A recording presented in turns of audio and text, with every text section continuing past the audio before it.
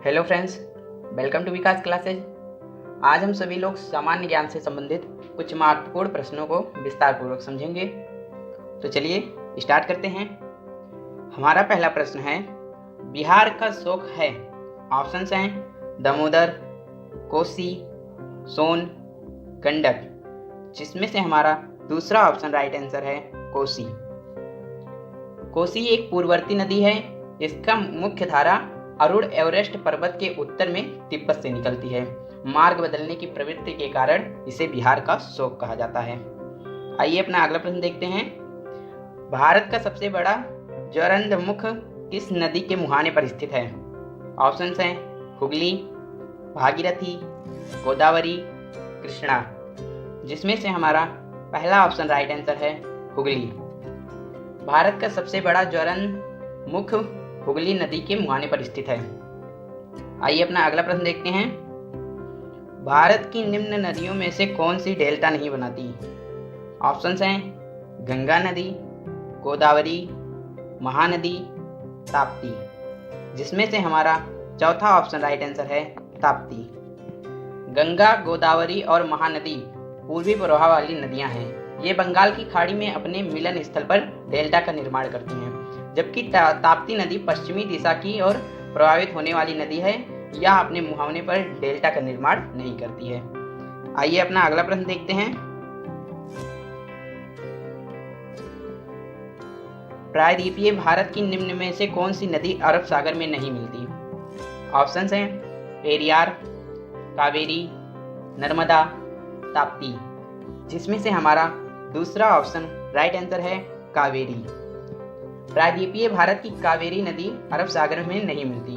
प्रायद्वीपीय भारत की पेरियार, नर्मदा तथा ताप्ती नदियां अरब सागर में मिलती हैं, जबकि कावेरी नदी बंगाल की खाड़ी में मिलता है। आइए अपना अगला प्रश्न देखते हैं। निम्न में से कौन सी नदी दक्षिण से उत्तर की ओर बहती है? ऑप्शंस हैं कृष्णा, कावेरी, सोन, गोदावरी, सतपुड़ा, जिसमें से हमारा तीसरा ऑप्शन राइट आंसर है सोन। सोन नदी दक्षिण से उत्तर की ओर प्रवाहित होती हुई पटना के निकट गंगा नदी में मिल जाती है। आइए अपना अगला प्रश्न देखते हैं। सतपुड़ा और बिंद के बीच कौन सी नदी बहती है? ऑप्शंस हैं गोदावरी, गंडक, ताप्ती, नर्मदा, जिसमें से हमारा चौथा ऑप्शन राइट आंसर है नर्मदा। सतपुड़ा और बिंद श्रृंखला के मध्य पूर्व से पश्चिम की ओर नर्मदा नदी प्रवाहित होती है।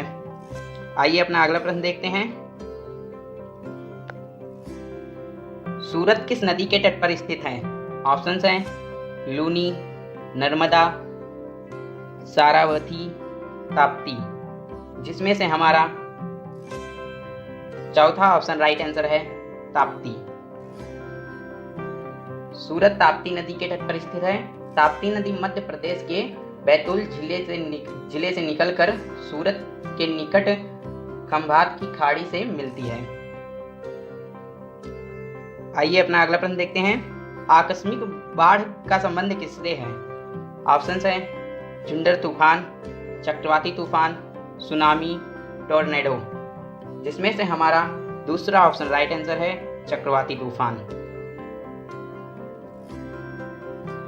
आकस्मिक बाढ़ का संबंध चक्रवाती तूफान से है। आइए अपना अगला प्रश्न देखते हैं। भारत का कृत्रिम बंदरगाह कौन सा है?